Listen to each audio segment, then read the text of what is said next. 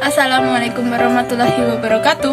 Perkenalkan, nama saya Alia Meidi Saputri dari Universitas Jenderal Ahmad Yani Yogyakarta, NPM 212201014. Di sini saya diberikan tugas oleh dosen saya untuk membuat sebuah gambar sel eukariotik.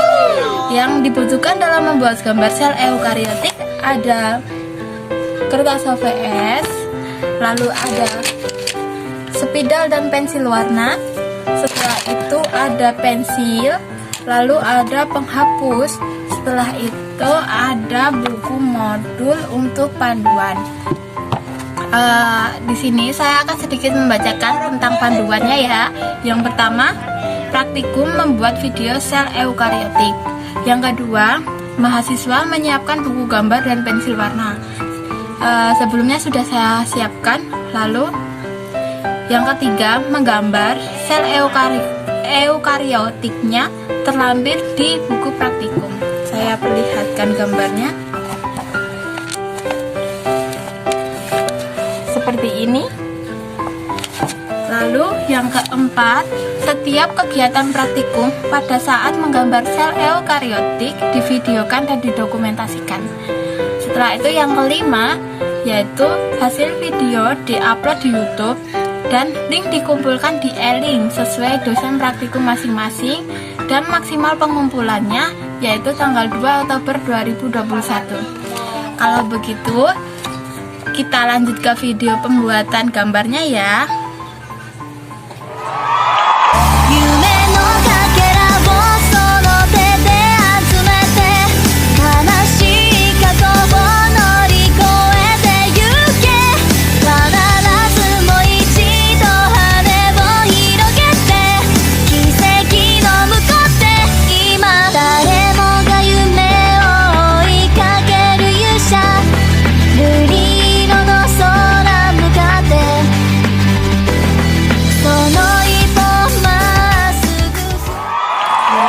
Bagian-bagian dari fungsi sel eukariotik.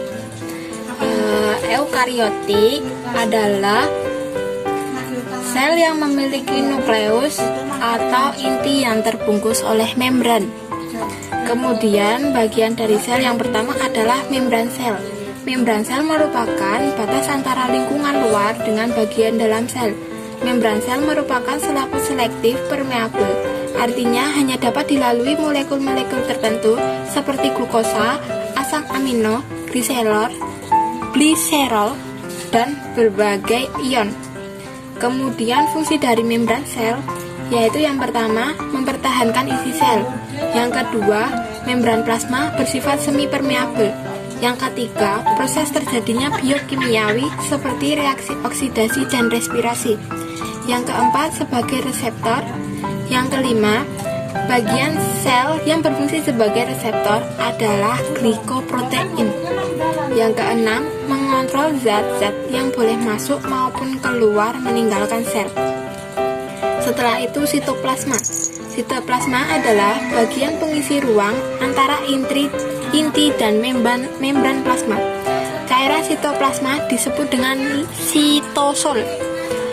Fungsi dari sitoplasma yaitu merupakan tempat terjadinya pembongkaran dan penyusunan zat-zat melalui reaksi kimia.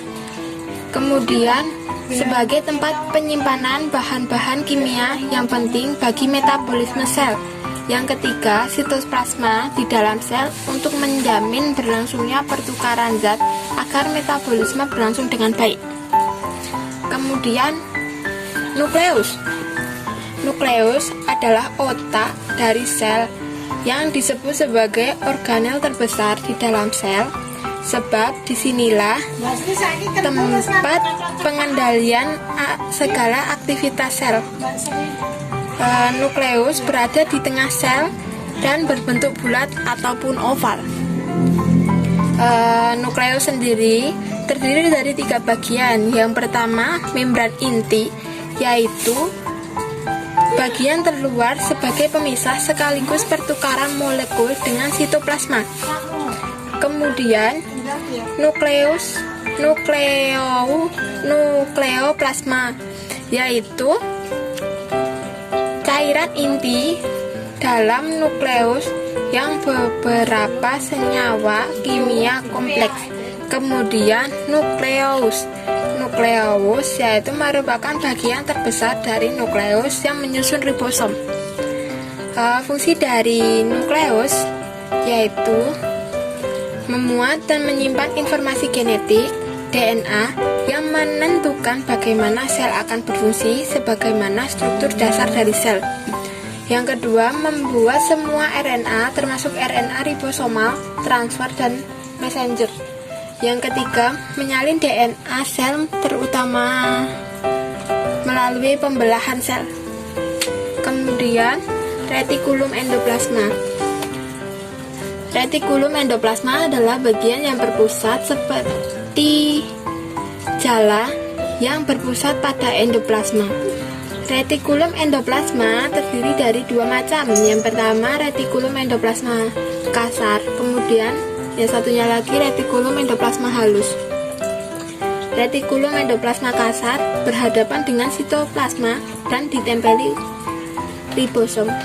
Kemudian retikulum endoplasma halus merupakan bagian retikulum endoplasma yang tidak ditempeli oleh ribosom.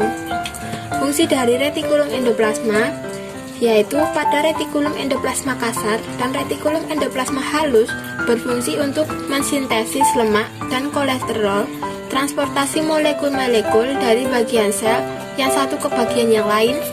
Yang kedua, menampung protein yang dihasilkan oleh ribosom untuk disalurkan pada kompleks Golgi dan berakhir pada sel.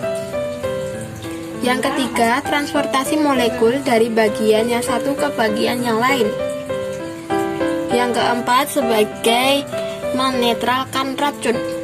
Kemudian, ribosom.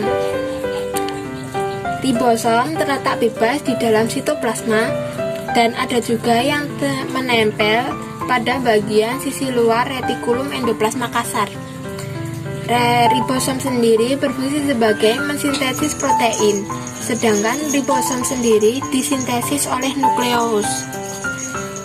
Kemudian asparagus Golgi atau badan Golgi adalah salah satu komponen sel yang berukuran besar dan terletak di dekat retikulum endoplasma. Fungsi dari asparagus Golgi yang pertama, pusat pengelolaan untuk material, kemudian dikemas dan distribusikan pada organel atau diekspor.